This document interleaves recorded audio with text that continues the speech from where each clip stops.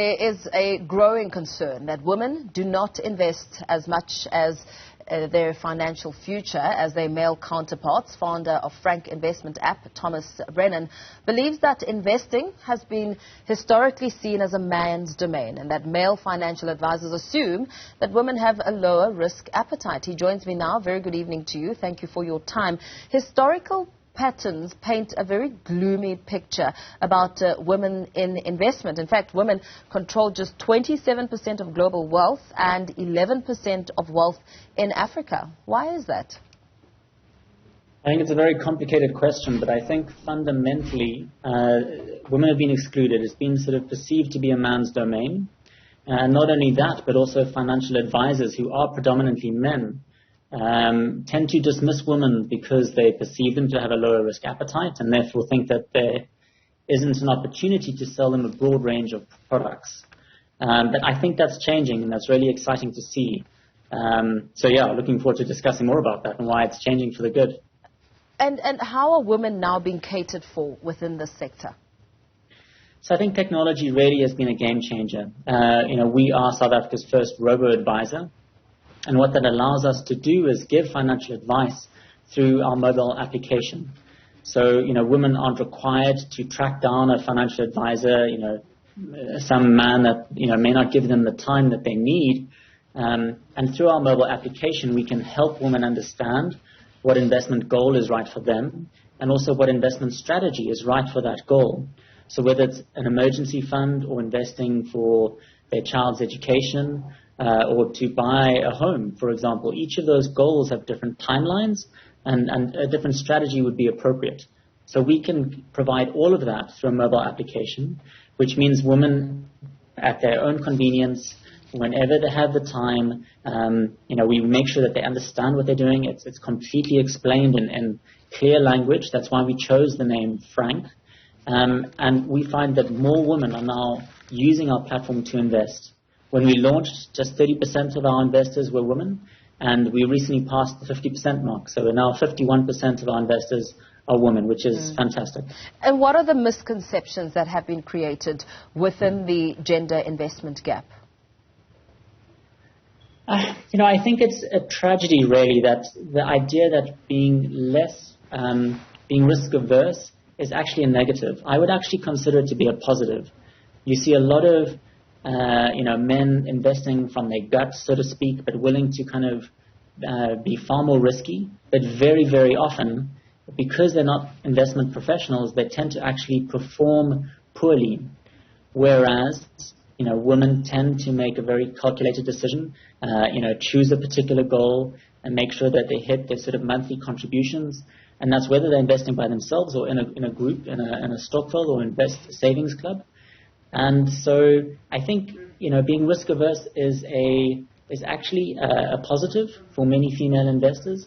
And obviously now with technology, women can make that decision themselves. So I think, truth be told, financial advisors should wake up and realize that actually you've got more women who are earning more, who are entering the workplace. And actually that's a huge market opportunity in terms of enabling those women to manage their own investments. The stockpile space, you made mention of it just briefly now, is a massive space for investment. And, of course, a lot of attention has now been placed on the significance and the muscle of this group. How important would you say, or perhaps with your observation, how much of a role has the stockpile sector played in investments for women to really advance their futures? We've engaged with a lot of stockpile groups and a lot of, female investing groups, female stockpiles, female-only stockpiles. And what I think is really powerful is obviously when women get together within a group, they can break down the taboos. They can talk about money, they can talk about investing without fear of being judged or being dismissed as being, this isn't your place to make a decision or to make a comment.